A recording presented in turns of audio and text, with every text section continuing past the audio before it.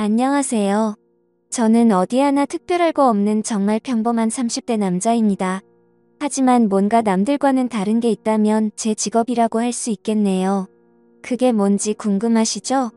사실 저는 여성들의 용품을 판매하는 회사를 다니고 있고, 저를 제외하고는 대부분 여자 직원뿐이라고 할 정도로 여자분들이 정말 많이 일하고 있어요. 여성분들은 수십 명이라고 한다면 우리 사무실의 남자라고는 저를 포함해서 고작 3명뿐이죠. 그리고 여성분들은 20대 젊은 아가씨부터 50대 아줌마까지 다양하게 있습니다. 제가 어디 술자리나 이런 데 가서 이런 이야기를 하면 전부 저보고 부럽다고 하면서 전고 예쁜 아가씨 꼬셔서 연애하고 하루빨리 결혼하라고 하지만 저는 아가씨들에게는 전혀 관심이 없습니다. 제가 조금 특이한 취향이 있는데 예전부터 또래의 여자들보다는 저보다 연상의 성숙한 여인들에게 더 호감을 느끼고 마음이 끌려왔어요. 그런 제게 이렇게 연상의 여자들이 많은 회사는 정말 딱이다 싶더라고요. 그리고 사실 제가 평소에 마음에 들어하고 좋아하는 아줌마도 있었습니다. 나이는 40대 초반인데 아줌마라고 하기보다는 누나라고 하는 것이 맞겠죠. 옷도 센스 있게 잘 입고 다니고 외모도 동안에다가 얼굴도 예쁜데 몸매까지 좋았거든요. 서로 같은 공간에서 자주 마주치고 인사하면서 지내다 보니 아줌마를 향한 제 마음을 완벽하게 숨기긴 힘들었습니다.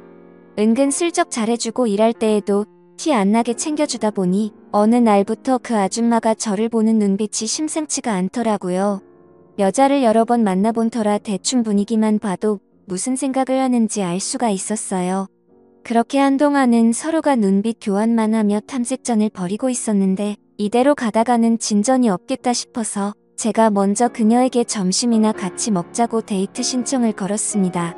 살짝 당황한 기색이 보이긴 했지만 그녀가 수락하면서 우리는 단둘이 처음으로 밖에서 만나게 됐었죠.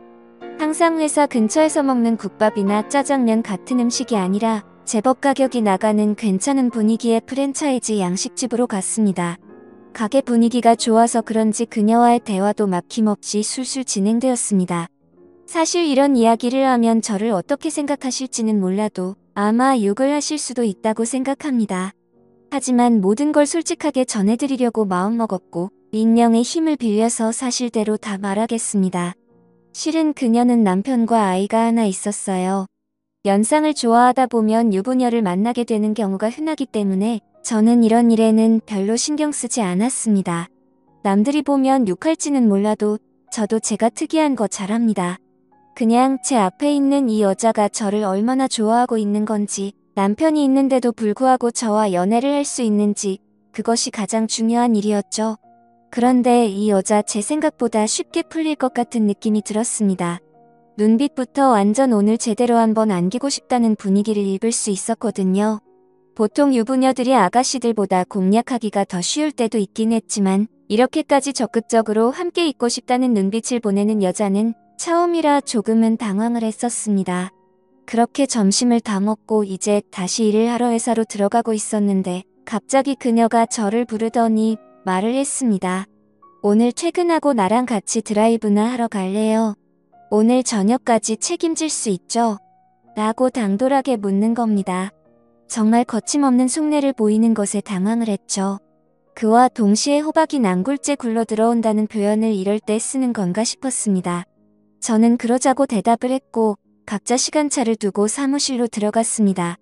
오후 업무를 하면서 제 정신은 온통 그녀에게 팔려 있었고 빨리 퇴근 시간이 다가오기만을 간절하게 기다렸습니다.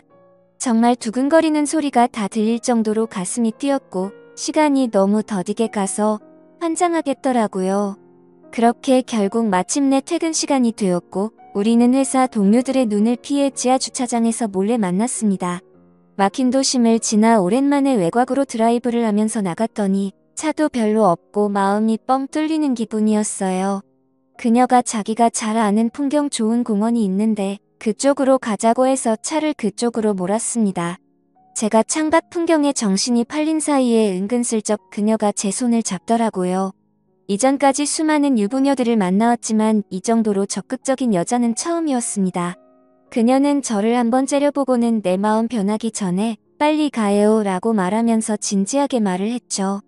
더는 장난치면 안 되겠다 싶어 슬며시 웃고는 길가에 보이는 무인 숙박업소에 빠르게 들어갔습니다. 주차장에는 차도 별로 없었고 한적하고 좋았습니다. 아마 이곳에 오는 손님들 중에 정상적인 커플은 하나도 없겠지 라는 생각이 들 정도로 엄청 은밀한 곳에 있었습니다. 아무튼 그런 생각을 갖고서 데스크에서 결제를 하고 방으로 들어갔는데 생각보다 깔끔하고 좋았어요. 이곳이 약간 다른 곳과 다른 특이한 점은 방에서 룸서비스로 맥주를 시킬 수 있었습니다. 맥주 4캔과 마른 안주를 시켜놓고 그녀와 함께 맥주를 마시기 시작했죠. 그녀만큼이나 저도 가슴이 두근거리는 상태였고 맥주 한 캔을 다 마시기도 전에 그녀의 옆으로 은근슬쩍 나란히 앉았습니다.